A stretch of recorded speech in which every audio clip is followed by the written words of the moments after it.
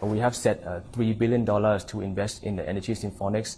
We believe that this funding will come from our cash from operations, portfolio rationalization, but also a bit of debt.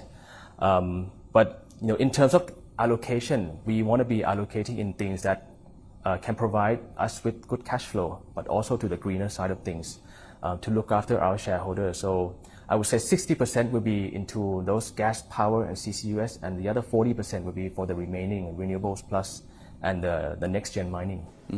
This energy trilemma is something that's been discussed more and more because the transition towards green energy, some skeptics would say, has been a lot more painful than people actually foresaw. And that's because the elements of security and affordability might be neglected in favor of sustainability.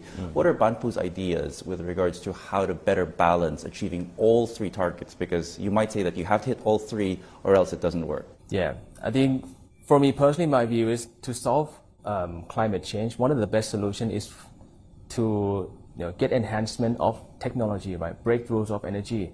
But that takes time, that takes investment, but it's a good thing that we see a lot of investments into these new technologies, but it will take time. So we want to provide a more realistic solutions to this energy trilemma. Because in Asia, the most important thing is to have reliable and cheap energy right now, right? Because it involves with the competitiveness of the countries, it involves a lot of the industries, the businesses, a few adjustments in the electricity price can impact a lot negatively. So we believe that we do have a solution, in the US as well. I talked about how gas is very abundant, very 24/7. With CCUS, you can make it clean. So this new product, I think, it's a game changer for the energy trilemma, providing 24/7 net zero gas to the customers. Right. Carbon capture is something that Banpu is also trying to get more deeply into. Can you talk to us about your endeavors with regards to carbon capture and how that supports perhaps Energy Symphonics and your sustainability goals? Yes. Shout out and credits to the US team. I think they've been doing well, and we think we're the pioneers of carbon capture in the US. We believe that this is the business that has to go in tandem with the gas business in the US, where right now the US is becoming the largest gas producer and LNG producer, right? So it's very important to have CCUS. So we just started our first project called Barnet Zero, injecting around close to 200,000 tons in the late 2023. And we have some more pipelines up to 16 million tons. So we believe that alone this business provides BKV with stable cash flow, but also provides BKV with a decarbonization story. I think a good combination of business at least. Right.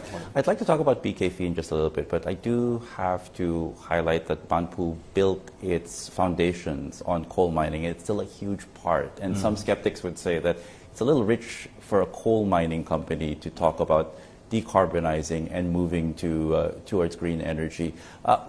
How much of the business do you think coal will still take up with regards to Banpu, say the next 10 to 20 years as you move towards this net zero of 2050? Or do you see a point where you just completely divest of coal and turn your back on what's really built Banpu given Banpu the foundation to build on? We are committed to decarbonization, the whole portfolio of Banpu. We set the 20% reduction targets by 2030.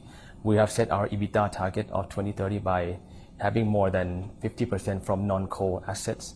But coal, I think, is an unsung hero lately because it's keeping places like Asia with reliable and cheap energy, right? And we still need coal in the short to medium term.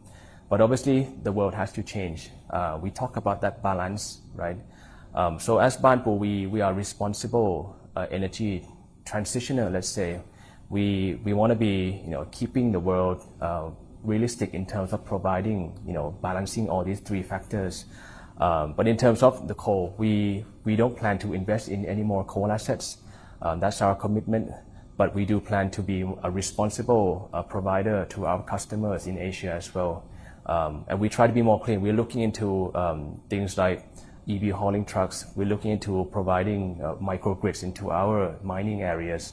And we just kicked off our EV hauling trucks, actually, interestingly, and it's looking good in terms of decarbonization and cost reduction.